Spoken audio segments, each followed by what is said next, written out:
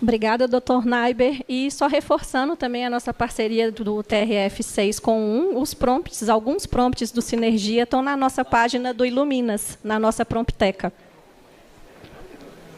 E agora eu vou passar a palavra para o Eduardo Toneto Picarelli, juiz federal do Tribunal Regional Federal da 4ª Região, graduado em Direito pela Pontifícia Universidade Católica do Rio Grande do Sul.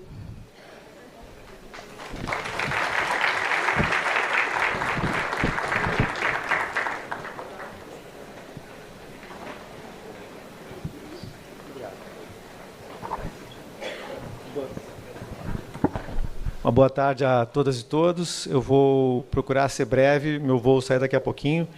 E já teve muita teoria aqui importante, acho que é repetir o que já foi dito.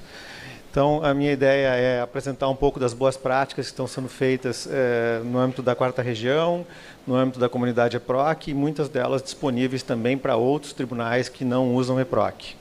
Eu queria começar com um pequeno vídeo que ele vai acabar sendo uma espécie de uma provocação ou não. Vejam esse caso aqui, é um processo que em 2 horas a pessoa ajuiza o processo e é um benefício por incapacidade. Em 2 horas ele ajuizou o processo, ele sai com a marcação da a perícia dele é agendada depois de 2 horas. Sai a intimação dessa perícia também. Daí tem o tempinho de realizar a perícia, essa perícia foi agendada para julho, esse processo entrou em abril, eu acho, né? Enfim, foi feita a perícia toda ela muito rápida, o sistema citou o INSS apresentou uma proposta de acordo, em 1º de julho de 2025 eu homologuei esse acordo. E esse processo foi andando até transitou em julgado, implantou automático o benefício, aí o Previjude funcionando. E nós paramos ali no finalzinho com um cálculo automatizado que foi feito ali, acho que 10 minutos depois da etapa que nós estabelecemos para realizar esse cálculo. Eu pergunto para as senhoras e para os senhores, isso aí é inteligência artificial? O que acham? É IA isso? É IA isso? Não, né? Não é inteligência artificial. Benefício por incapacidade na Justiça Federal representa 20% dos nossos casos novos. O que eu quero dizer com isso? Que num evento de IA, eu quero dizer que a IA é super importante, mas ela não é a nossa única estratégia, em termos de automatização e... deixa eu ver se começa a passar aqui. Enfim, esse processo fez tudo isso aqui sem nenhum servidor da Justiça botar a mão nele. Eu fui o primeiro, quando eu homologuei o acordo. Não tem nada de IA, custo zero. Ali no azulzinho é a ação humana. Depois ali ele vai ter uma geração de precatória RPV, que daí tá meio azul e laranjinha, porque tem uma parcela de atividade humana com pré-preenchimento automatizado do requisitório. E depois a transmissão pelo juiz, e daí tem o pagamento. Então, isso aí é peticionamento inteligente, uso de campos estruturados. Isso aqui, junto com o IA, vai ser de um poder imenso também na tramitação e no andamento automatizado dos processos. Nós estamos pensando muito em minutas, resumos, e é importante isso, mas a gente tem que dar uma olhada para essas ferramentas que nós temos. E então eu concluo esse início da minha fala com a IA essencial, mas não é a única peça da estratégia. Esse modelo foi recomendado, inclusive, para todos os tribunais e não tem custo algum. Eu vou acelerar um pouquinho a minha fala, só contextualizar, tá? Em termos de boas práticas que nós vamos falar. Nossas boas práticas estão todas com foco nos 2 sistemas que nós utilizamos na 4ª Região, o SEI e o EPROC. Elas são fruto de construções coletivas do TRF4, num total de 19 tribunais que congregam a comunidade EPROC, e mais os 400 órgãos sessionários do SEI. Todos eles trabalhando de uma forma coletiva e, sempre que possível, essas soluções são disponibilizadas para outros tribunais, como é o caso depois dos exemplos que eu vou citar aqui da Gaia, do próprio Assis, que está sendo trabalhado para isso, o apoia o TRF2. Eu não vou tomar a fala do TRF2, eu agradeço o TRF2 por ter permitido que eu falasse um pouquinho antes, senão eu não iria conseguir falar. E, enfim, como boa prática, eu cito de início o nosso comitê de IA, que é fundamental na condução de toda a política e estruturação da política de IA da 4ª Região. E por manter a nossa atuação aderente, totalmente aderente às regras e princípios da Resolução CNJ número 615. Então, o comitê começa liberando o uso do Gemini e do Notebook LM, que eram contratos que nós já tínhamos, do Google Workspace, e, na sequência, a gente faz um contrato que quase todo mundo está fazendo, um contrato SERPO, que é um contrato multi-cloud, que nos possibilita a integração dentro do EPROC, né, sem o front-end, ou o uso de assistente virtual interno. Esse é o nosso grande foco de atuação na IA, fazer com que o uso da inteligência artificial seja preponderantemente dentro dos sistemas, que o usuário não precise sair do sistema para usar um chat de interação com a IA. Capacitação, o comitê também trabalhou forte numa capacitação inicial, antes de liberar o uso dessas ferramentas. Por uma questão de estratégia, nós optamos por mandar os sigilosos só quando a Gaia estiver implementada, ou seja, um uso dentro do próprio sistema EPROC. Nós não autorizamos, o comitê não autorizou o uso de processos, envio de processos sigilosos para o Gemini e nem para o Notebook LM. E nos níveis 4 e 5, o sistema não chega a bloquear, atualmente ele está bloqueando, nessa nossa fase inicial de testes da Gaia, mas a nossa ideia é que ele não bloqueie, que ele permita o envio de processos com nível sigilo 4 e 5, com algum aviso de a necessidade de anonimização prévia do processo.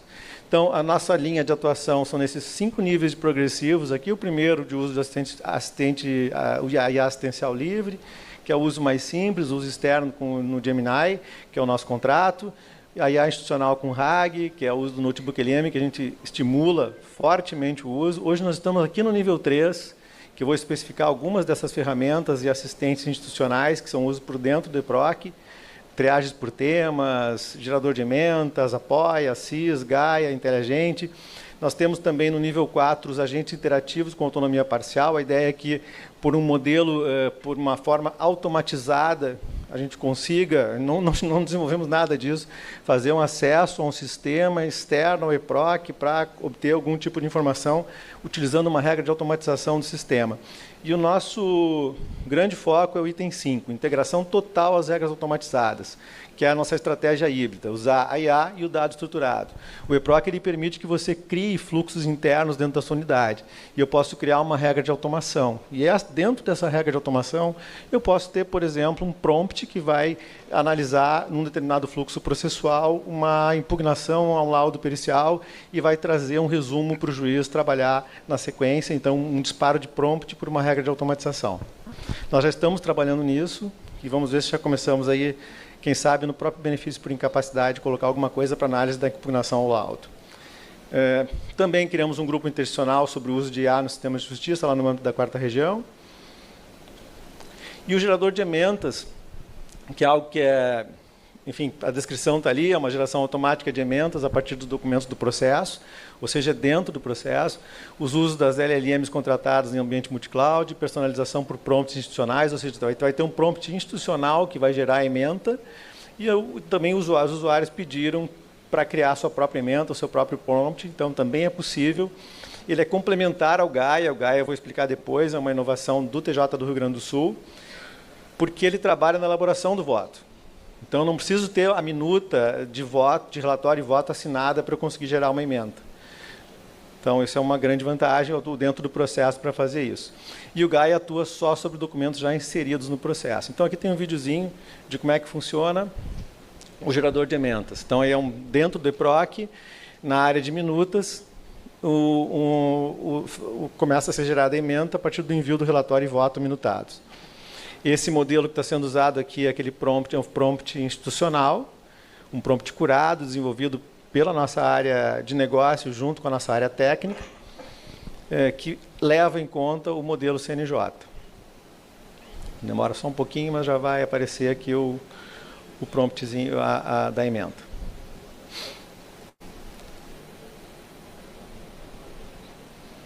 Será que trancou? Vamos ver. Deu. Então, aqui já vai faz o gerador de emendas no modelo CNJ, e a vantagem é isso, é dentro do EPROC, dentro do sistema, e não tem a minuta ainda de relatório e voto assinada, já fica tudo previamente preparado, não precisa... o Apoia, por exemplo, ele usa o Codex, mas eu tenho que ter lá o documento tem que estar no Codex. Se eu tenho uma minuta que não está assinada ainda, ela não está no Codex, ela está só no EPROC, ainda não está nem anexada ao processo. O custo é muito... Nós fizemos uma medição de custo, o custo é muito baixo, assim, nós lançamos o gerador de emendas em julho, e de julho para agosto de 2025 houve um incremento de 18%, 8.757 utilizações, um custo de R$1.000, baratíssimo. Por quê? Porque nós nos baseamos apenas no documento relatório e voto, não tem grandes interações com serviços que a IA tem aqui para nos fornecer para gerar essa emenda. Esperamos que continue assim. A triagem de temas também, nós estamos aprimorando uma funcionalidade que nós já tínhamos, né, sugestão de temas, aprimoramento de ferramenta que auxilia a vice-presidência e gabinete de admissibilidade, vai exibir tema, uma nova coluna ordenável, assim, uma demanda que veio da nossa vice-presidência, que vai gerar um resumo automático, e a gente acredita que com essa IA nós vamos agilizar bastante o trabalho da vice-presidência. Nós, nessa ideia de utilizar práticas colaborativas, o GAI assistente de IA do TJ do Rio Grande do Sul, eu tenho conhecimento que o TJ do Rio Grande do Sul está colocando a Gaia lá na PDPJ, então qualquer tribunal, independentemente do sistema que utilize, vai poder usar a Gaia. Ela tem funcionalidades interessantes, respostas, perguntas, resumos, síntese, sugestões de minutas, uso por prompts individuais, podemos utilizar prompts institucionais compartilhados ou não, adequação para processos sigilosos.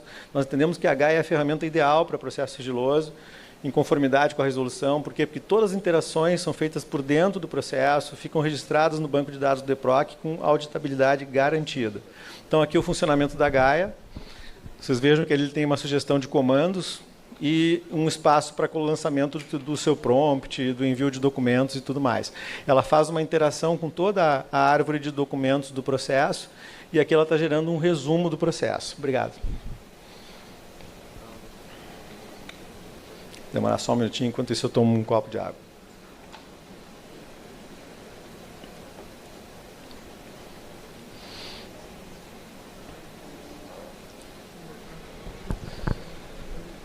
Então aqui ela gera todo um resumo do processo, um prompt já institucional, um botãozinho que você interessa. Interessante é não precisar sair do sistema para fazer esse trabalho de uso da inteligência artificial. Então tem o Apoia, eu vou deixar para o pessoal do TRF2 falar, eu só queria mencionar o Apoia, o Inteligente, pela parceria que nós temos com o TRF2 também em função do uso do EPROC. Tem o Assis, que é outra ferramenta de inteligência artificial, TJ do Rio de Janeiro pretende colocar o Assis também na PDPJ. É apenas uma notícia, nós não estamos utilizando o Assis. Quem usa o Assis acho que é só o Tribunal de Justiça do Rio. E tem o SEI, essa é uma grande novidade, em primeiríssima mão, nós devemos lançar agora. Eu vi o colega que me antecedeu do CJF falar do SEI-IA, que é da Anatel. Nós vamos usar o SEI-IA, que é da Anatel, no momento em que o pessoal da Anatel compatibilizar o módulo do SEI para a versão 5. Porque enquanto nós já estamos na versão 5.0 do SEI, e o pessoal da Anatel está trabalhando para isso, e enquanto isso nós resolvemos criar o nosso próprio assistente dentro do SEI, que é um assistente de IA generativa integrado ao SEI, com funcionalidades principais: resumo automático de processo, leitura integral dos documentos, chat com processo, perguntas em linguagem natural, status dele. Nós estamos começando o piloto agora nas unidades do Comitê de IA. Então está aqui um exemplo de como é que funciona a IA no SEI. O SEI tem uma política muito boa de módulos, tem várias entidades desses 400 órgãos que produzem muitos módulos. Só tem que ter o cuidado que os módulos, às vezes, atrasam as implantações das novas versões do SEI. Impedem, às vezes, que um tribunal que use um módulo possa adotar uma versão nova do SEI. Por isso que a gente está também trabalhando para ter uma certa independência, em ter um mínimo de IA dentro do sistema para não depender de módulos. Isso aqui deve entrar logo, a gente deve disponibilizar. Estamos aqui nos testes finais. Então, aqui os princípios todos já falamos, né? Interessante que supervisão humana, transparência, prevenção de vieses, segurança, direitos fundamentais, explicabilidade, a gente procurou traduzir isso também nesse termo de uso, que quando se vai usar a Gaia, abre no EPROC esse termo de uso, uma espécie de termo de uso, uma declaração de ciência e responsabilidade por uso de inteligência artificial. Então vejam ali que estão todas as exigências da resolução CNJ, declaração de que é uma ferramenta meramente auxiliar e complementar, que é obrigatória a interpretação, verificação e revisão crítica dos resultados. Então, todas aquelas coisas básicas do uso da IA como uma ferramenta auxiliar que potencializa não somente a nossa atividade, mas não a substitui. E ali o servidor, o juiz coloca, eu li, concordo, eu li, não concordo. Enfim, só para finalizar, então, IA não é solução mágica. Eu acho que usar IA como parte da estratégia é importante, mas não é a única ferramenta. É ferramenta auxiliar, exige supervisão humana, controle humano, letramento, uso ético e responsável. A tecnologia deve ser utilizada para permitir que tenhamos tempo para atividades complexas. O colega acabou de referir isso. E isso é o que nós procuramos passar para as pessoas. Não se sintam substituídos pela tecnologia, deixem que a tecnologia os substitua naquilo que o humano não é necessário, que aquilo que é meramente repetitivo e burocrático. Aquilo que exige a nossa inteligência, a nossa capacidade, a nossa sensibilidade, a IA não vai necessariamente nos substituir, eu espero. Então, o centro de estratégia são as pessoas. E finalizo aí com uma fala do Alvin Toffler, né, que ele fala que os analfabetos do século XXI não serão aqueles que não souberem ler nem escrever, mas aqueles que não souberem aprender, desaprender e reaprender. Então, vamos aprender sobre IA, é fundamental o letramento prévio antes de usar esse negócio. Muito obrigado e uma boa tarde a todos.